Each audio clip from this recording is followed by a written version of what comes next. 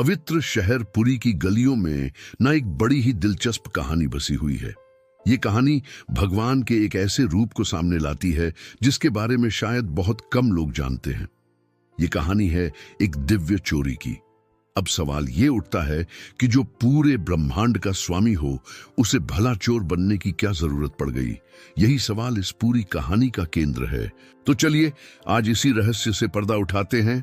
कहानी की शुरुआत होती है एक आधी रात से। भगवान जगन्नाथ के एक बहुत ही सीधे सादे भक्त रामदास की छोटी सी कुटिया में दिन भर की पूजा और कीर्तन के बाद रामदास बेचारे थक कर चूर हो गए थे। बस अपनी खाट पर लेटे ही थे कि उन्हें गहरी नींद आ गई। पर उन्हें क्या पता था कि ये शांति बस कुछ ही पलों की है। और तभी अचानक एक आवाज गूंजी।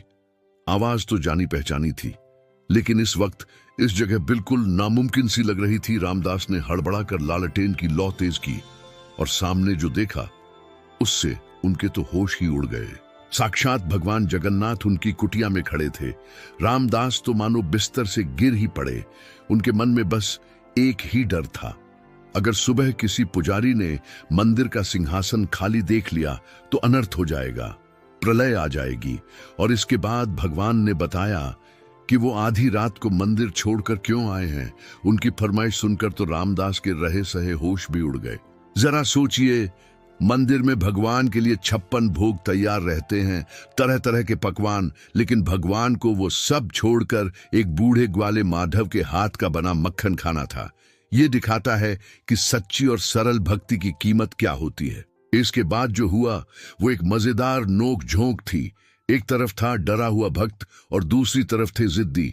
भगवान रामदास गिड़गिड़ा रहे थे, प्रभु रात के 2 बजे हैं। तो भगवान बोले, मैंने मन बना लिया है। रामदास ने कहा, आप बहुत भारी हैं। तो जवाब मिला, मैं फूल जैसा हल्का हो जाऊंगा। रामदास बोले, हम पकड़े जाएंगे। तो भगवान ने डांट दिया, अरे डरपोक, मैं जो हूं तेरे साथ।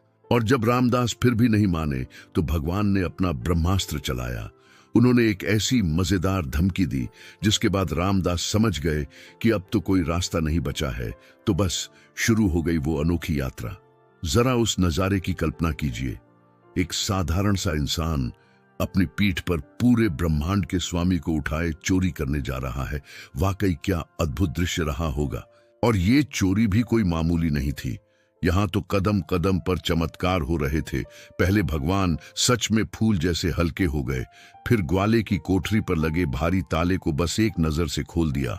और अंदर जब घुप अंधेरा था तो उनके अपने तेज से ही कमरा रोशन हो गया और मक्खन की मटकी साफ साफ दिखने लगी।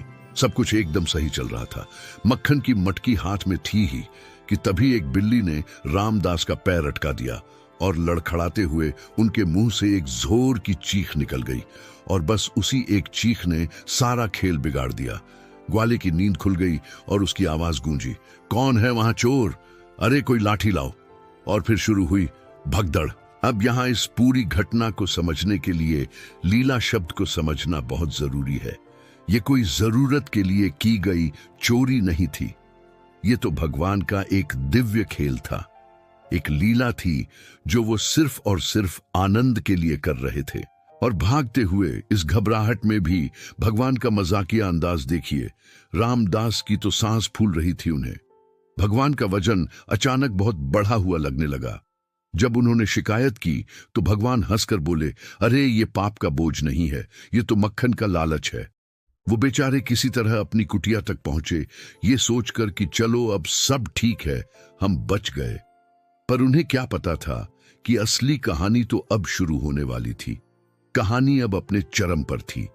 अचानक दरवाजे पर जोर से दस्तक हुई। रामदास ने दरवाजा खोला तो उनके पैरों तले जमीन खिसक गई। सामने खुद राजा मंदिर के मुख्य पुजारी और वो गुस्से में भरा ग्वाला खड़े थे। जरा अंदर का माहौल सोचिए। दरवाजे पर खड़े हैं, इल्जाम लगाने वाले कोने में डर से कांप रहे हैं। रामदास और खाट पर आराम से बैठे हैं। भगवान जगन्नाथ और सबूत तो उनके चेहरे पर ही लगा है। ताजा ताजा मक्खन उनके पूरे मुंह पर पुता हुआ है। जैसे ही उन लोगों ने ये देखा, राजा के हाथ से तलवार छूटकर गिर पड़ी।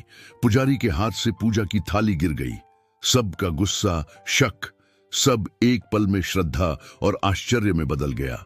सब के सब घुटनों के बल वहीं गिर पड़े।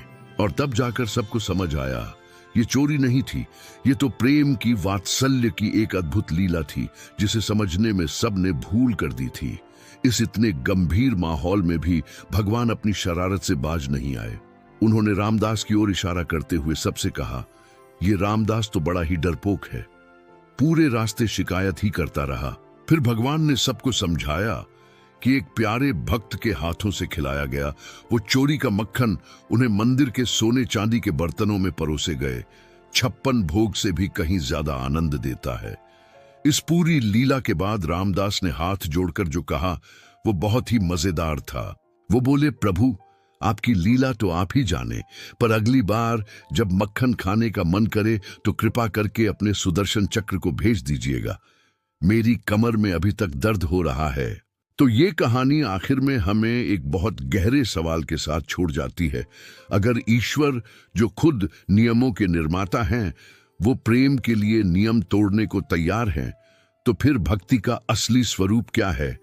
क्या वो सिर्फ नियमों का पालन करना है, या फिर दिल से निकला हुआ सच्चा निष्कलंक प्रेम है?